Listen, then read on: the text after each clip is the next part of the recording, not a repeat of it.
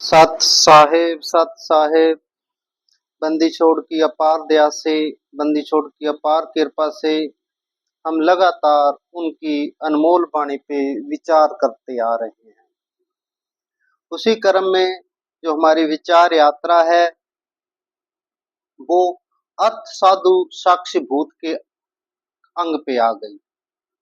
साधु, पहले हमने इस पे विचार किया कि साधु कौन है।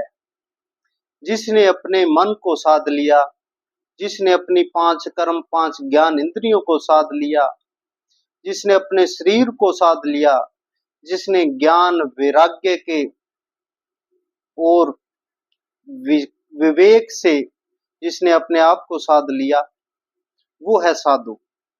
साधु कोई लाल पीले सफेद वस्त्र पहनने से, हरे वस्त्र पहनने से कोई साधु संत फकीर नहीं बनता। साधु असल अर्थों में तो वही है जिसने अपने आप को साध लिया, जिसकी वाणी सम हो गई हो, जिसकी नजर जो है सम दृष्टि हो गई हो, जिसके विचार सम्य हो गए हों, जो मान अपमान सुख दुख आशा निराशा यश अपयश में सम हो गया हो, असल में है वो साधु। साधु वही है, बाकी किसी की वेशभूषा से आडंबर से कोई साधु नहीं बनता।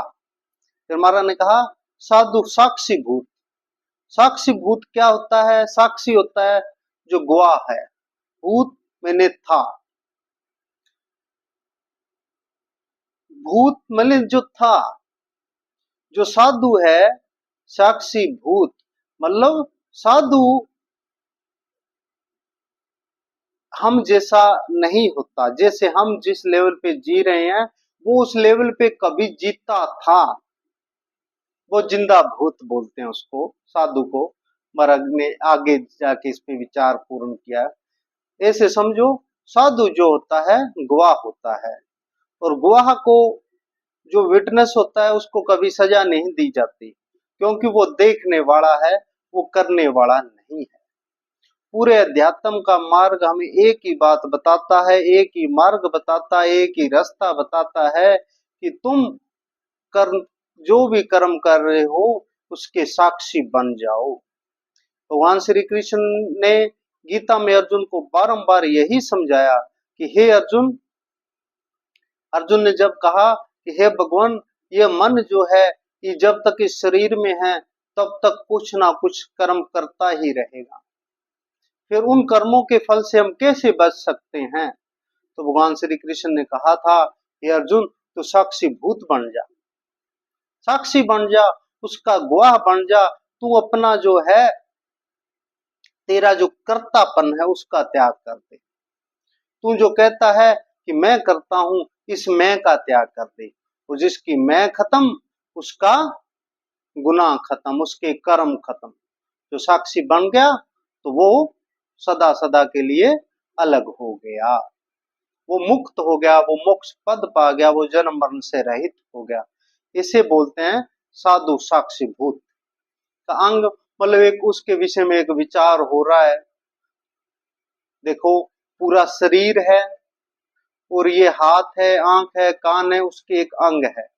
इसी प्रकार ये संपूर्ण जो अध्यात्म मार्ग का सिलेबस है उसमें साधु साक्षी भूत का एक अंग है, एक छोटा सा उसका अंग है, एक पार्ट है, पार्ट ऑफ द ऑल जो स्पिरिचुअल जो है सिलेबस है उसका है। तो महाराज प्रमाण कर रहे हैं वाणी में, ग्रीब निर्मल अंग निराश मन दूरी से दिखंत साक्षी भूत पिछाण ले परख नवेला कंत। निर्मल अंग और निराश मन। निर्मल अंग जो साधु होते हैं उसका निर्मल अंग, अंग अंग यहाँ पे शरीर को बोला है, निर्मल अंग। और निराश मन, ये जो मन है इंसान का, जो मन है ये चंचल है, ये कुछ ना कुछ विषय वासनाओं में इसको आनंद आता है, और जो साक्षी हो जाता है वहां पर इसकी कोई जरूरत होती नहीं मन की। फिर ये मन जो है निराश हो जाता है। पर जो शरीर जो है साधु का निर्मल तभी होता है जब ये मन मर जाए। ये मन की चंचलता जिस पल खत्म, उस पल एक अलग ही अनुभूति, एक अलग ही आभा आ जाती है। कहते हैं दूरी से दिखंत, और दूर से ही पता लग जाता है जो है साधु कोई महापुरुष आ रहे हैं, हमने देखे हैं, आप सब ने देखे होंगे, उनका उनको देख के ठंडक हो जाती है। क्यों? उनमें किसी तरह का कोई विचलन नहीं होता, किसी तरह की उनके अंदर उत्तेजना नहीं होती, किसी तरह के उनके अंदर वासनाएं नहीं होती, किसी बिल्कुल शांत चित्त, आहा हा, ऐसे ऐसे होता है जैसे हम किसी बहुत प्यारी मूर्त को देख रहे हैं, ऐसे एक आनंद छा जाता है। और जो मन है वो निराश है, उनका मन मरा हुआ है। और जिसका मन नहीं मरा हुआ, फिर जब हम उसको देखेंगे जैसे हम आम लोगों को देखते हैं, तो वो हमें वो ठंडक, वो ताजगी, वो अनुभव हमें कभी मिल नहीं पाता। इस कहते हैं, और जब किसी को देखो,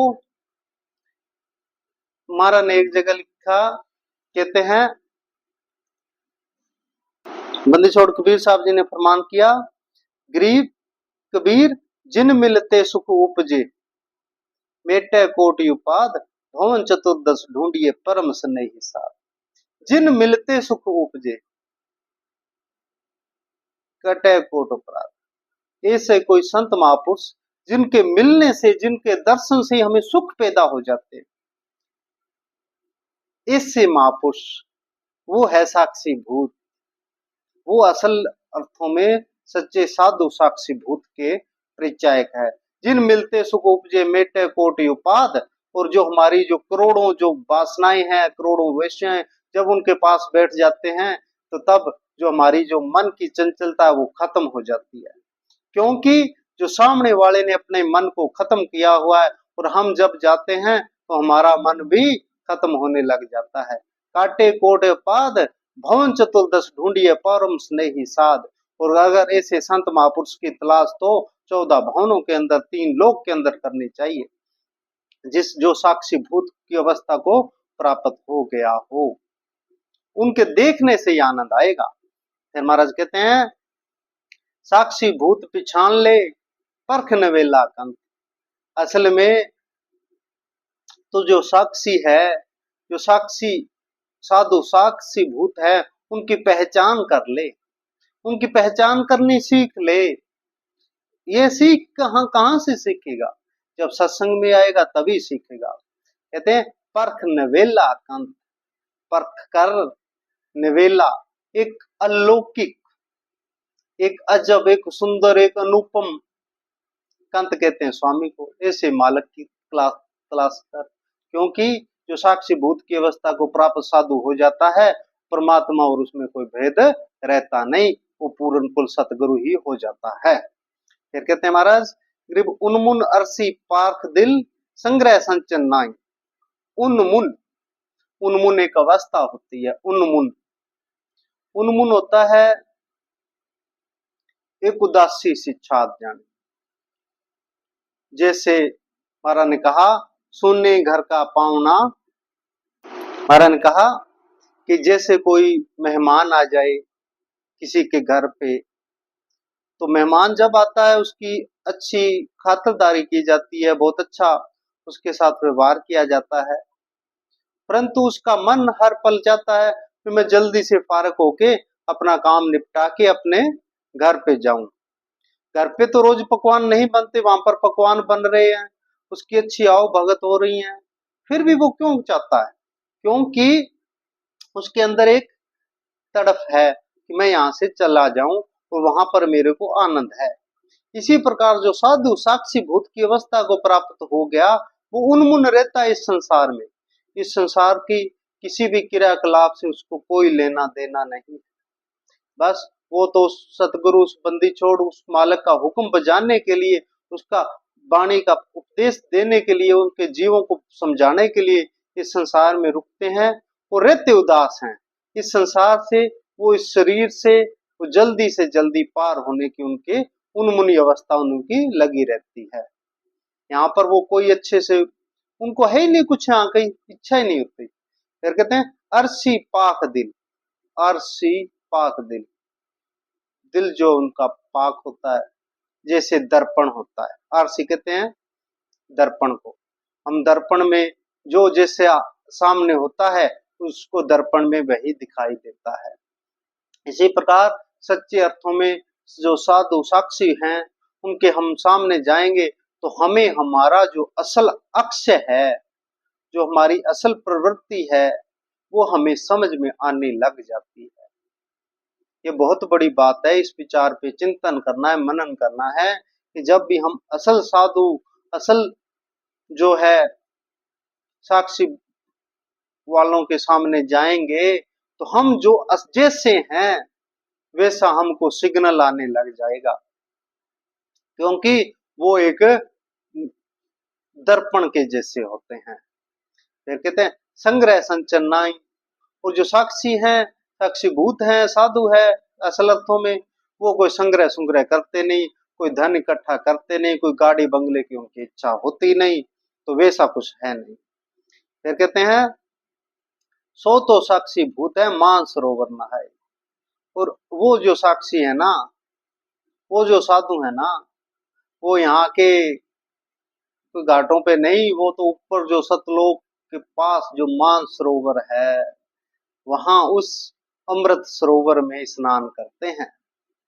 फिर महाराज ने कहा ग्रीब मगन रहे मग चलत है, सो हम सुरत संदेश। सो तो साक्षी भूत है गलता ना रहे हमेश। मगन रहे मग चलत है, वो मगन रहते हैं हर पल में, कोई ना उनको खुशी है ना कोई गम है, बस अपनी मस्ती में है। सोहम सुरत संदेश। और सोहम का एक उनका उपदेश है। सोहम मंत्र के विषय में भी हम अलग से वीडियो बनाई हुई है। और सोहम एक अवस्था भी है, सोहम मंत्र भी है, और सोहम मंत्र के जाप से जो अवस्था आती है उस अवस्था भी है। सोहम की एक अवस्था भी है। सोहम एक मंत्र है, और मंत्र जाप करने से जो सोहम की अवस्था आती है उसका अलग से वर्णन है, उसका संदेश देते हैं। सभी संत महापुरुषों ने सोहम का ही संदेश दिया, उस अवस्था का ही भेद बताया है। सो तो साक्षी भूत है गलता ना रहे हमेश। सो तो साक्षी भूत है, वही साक्षी हैं, वही असल अर्थों में साधु है, जो यहाँ वहां मग्न है और उस अनमोल संदेश को बयान कर रहे हैं। महाराज कहते हैं ग्रीब कुंदन जेहा ताव दे, मुझे नहीं मुचकाए। सो तो साक्षी भूत है अनगिन ताप सहाय। कुंदन जेहा ताव दे, जैसे भट्टी में सुनार क्या करते हैं, सोने को गर्म करते हैं और उसको पिंगला लेते हैं। पिंगलाने के बाद जब सोना पिंगल जाता है, उससे अलग अलग सांचों में वो डालते हैं। इसी प्रकार कहते हैं ये जो अवस्था है, साधु की अवस्था है, जो भी साक्षी भूत है, इसको भी इससे ही जैसे सोने को आभूषण बनने के लिए भट्टी में जलना पड़ता है, पिघलना पड़ता है, पूरी अग्नि में भस्म होना पड़ता है, तो इसी प्रकार अगर कुछ होएगा तो तेरे को भी वैसे ही ताप, वैसे ही अग्नि सहन करनी पड़ेगी। मुझे नहीं मुचकाए। और फिर तेरे को अगर कोई दबाना भी चाहेगा तुम दबेगा नहीं, तेरे को कोई हल्काना चाहेगा तुम हल्केगा नहीं, तेरे को कोई विषय वासनाओं में खींचना चाहेगा तुम खींचा जाएगा नहीं, बहुत अनमोल रहस्य हो जाएगा। सो तो साक्षी भूत है अनगिन ताव सहाय। और असल अर्थों में तो वही है जो ऐसे ऐसे अनगिनत जो है दुख सहन कर जाता है।